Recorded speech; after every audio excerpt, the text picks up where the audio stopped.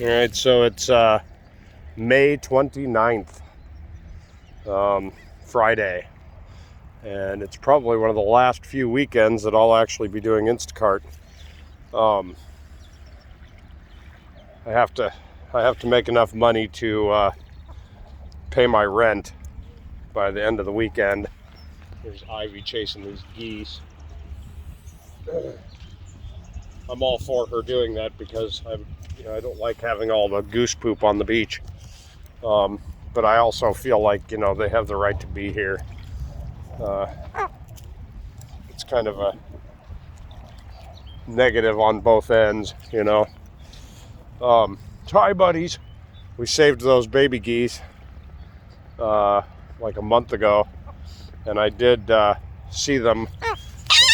Oh yeah. So there were five baby geese that we pulled out of one of the marina dock boxes, and I threw them down into the water. And way over there, it would be roughly the second building over there.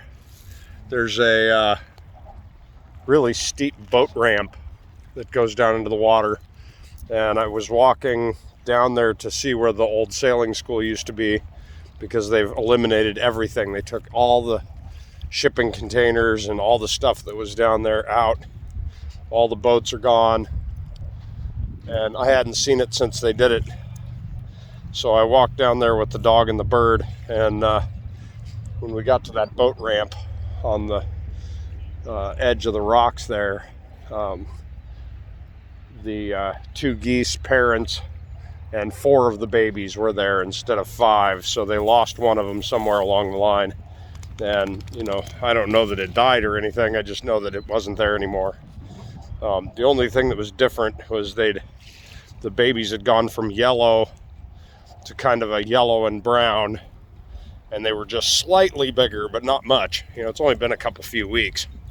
So they did survive, though, 4 out of 5 of them.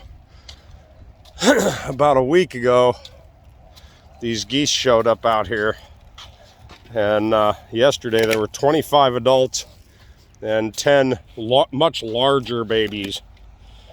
Some of them almost adults, like they basically had their full adult colors, but were they were still smaller than the adults. Anyway, I've not actually gotten my physical license in yet.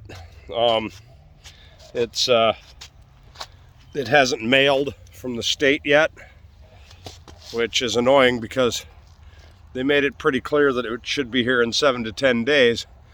But they put me in for a real ID because I didn't have a real ID when I signed up. I had a real ID. It was a state-issued driver's license, which in my opinion is a real ID. But, they, for some reason, they think truckers should have the quote-unquote real ID. And I did not have that because I never fly. I'm not running around into federal buildings or property or anything. But I guess as a truck driver, they want you to have real ID. So when I go and look at my license status and my mailing, my license mailing status, it says that it has not mailed yet, but it doesn't give you any details. And then I look into how long it takes to get real ID, and it says 2 to 4 weeks. Well, it's been 2 weeks it's 2 weeks and 3 days since I passed my CDL test. That's, still in the 2 to 4 week period.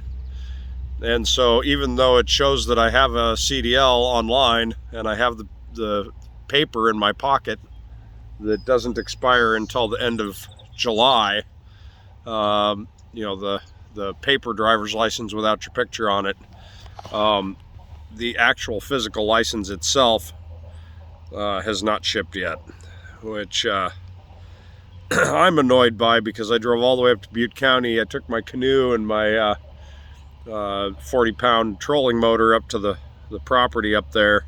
I put the roof rack on the van. I put all my stuff in the van. I drove all the way up there, which is 140 miles roughly. Unloaded all of it. There was nothing in the mailbox for me at all. The people that live up there said they didn't see anything, and haven't seen any mail for me in a while. So, you know, I considered staying there for a day just to see if it showed up the next day, because I didn't realize I could go online yet. And I realized that it would be better for me to drive back down here and make money working for people than to sit up there in the 94 degrees that it was that day and make nothing. So that's what we did, was we drove back. I did fill my tank while I was up there, and it was $1 cheaper per gallon, which, you know, you use about 7 gallons to make the round trip.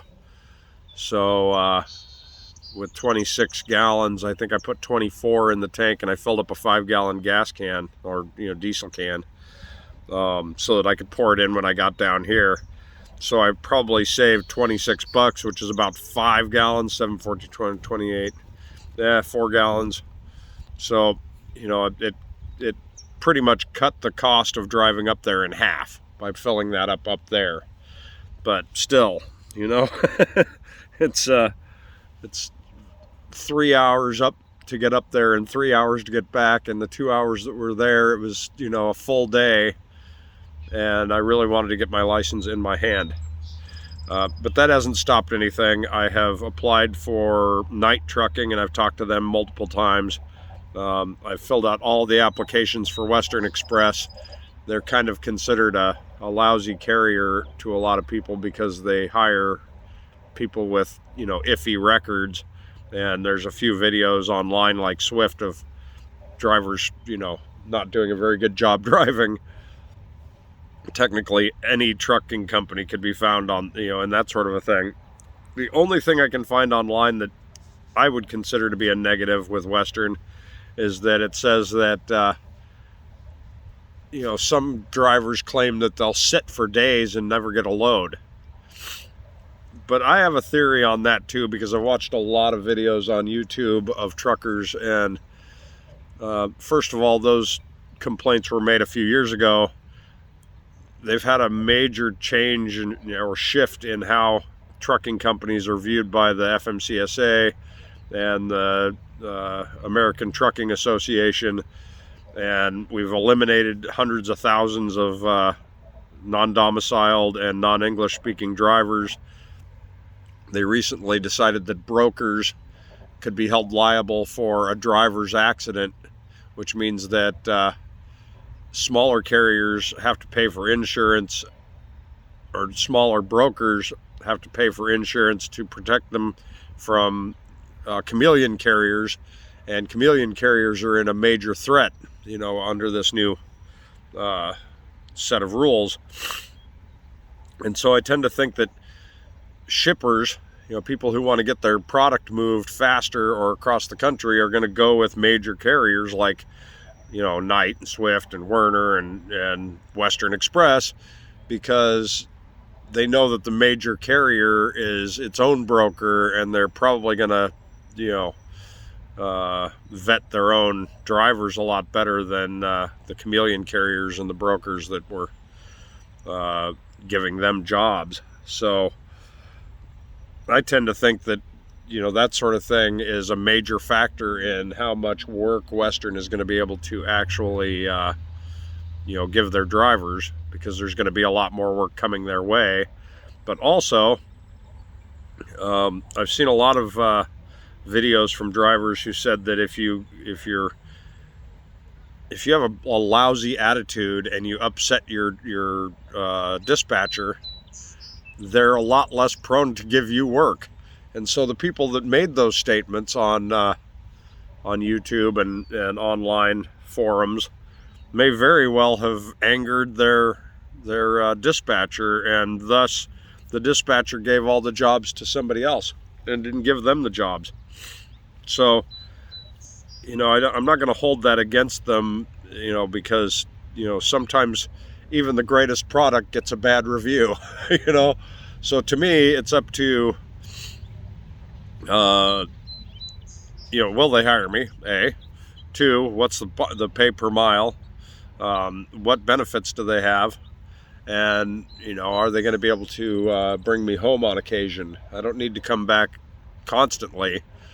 The idea is that I go out and work for a few months, then come back, buy a trailer if I can find one, buy a boat trailer for my boat, and I'll need like a week or so to haul the boat out, put it on the trailer, and move it up to the property up in Butte County, get it strapped down and secured in case the wind's blowing. So I don't want my boat blowing over and getting destroyed sitting on a trailer. And then go back out for a few more months, make enough money to buy land down in southern Colorado, and that might actually end up being like a 6-month thing. Maybe get a week off somewhere in the middle.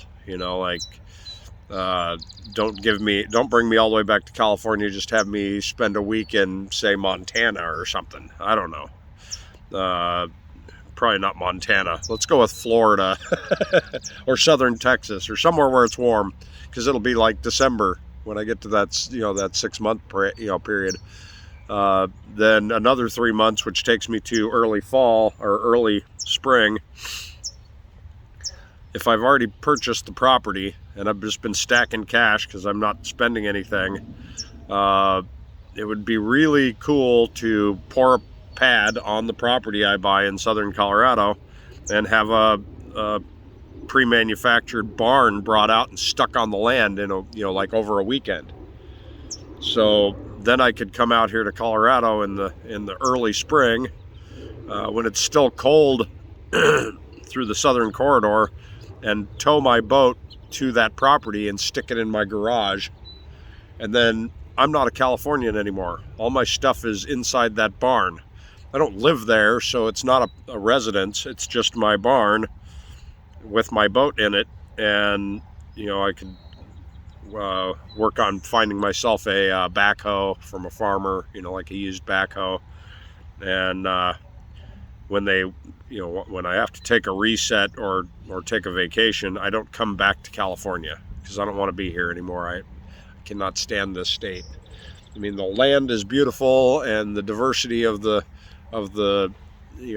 environment is amazing, but the government here is absolutely horrible. It's going to take many, many years to fix it, and I just don't want to be here for any of that. So, then I can take my vacations or my weeks off on my property in Colorado, because I'm only there for a week. I'll just stay inside the boat, inside the garage, and fix the boat on the hard. There's no rent, there's no no bills. Instead of spending $320 a month for the marina, I'd be paying my property mortgage at a significantly faster rate because the land there is fairly cheap. I might even pay it off before I hit a year. So then we're here. It's next spring. My boat's in Colorado. It's inside of a garage. I have only one bill, and that is my land. And I'm fixing my boat there. And I've got a year's experience. I'm ready to go move on to another company that pays more, or just get a significant raise by the company I'm working for. And that is my basic idea for the next year. Get out of California, buy land, and start my retirement plan, which is to build an Earthship house on land in southern Colorado, somewhere near like Alamosa, San Luis, something like that. I wouldn't mind buying larger land so that I could have a couple of cows and have chickens and huge garden and that sort of thing. But I've been watching land. I've seen pieces as small as like 5 acres for $5,000 or $6,000 roughly. But I mean, we're talking nothing. There's no water, there's no trees. There's like some sagebrush and sand, and that's it. I'm thinking something a little bigger, something with a couple of hills, maybe a few trees. But I'd go up to say $20,000-$30,000 to have, you know, the dream property. And I've seen them on there. I just don't have the money to actually do it. So you know, wish me luck, and you know, stick with me through the journey. And you know, as soon as we get into a truck, you know, we'll start sharing our experience and you know, how that all pans out. See you guys.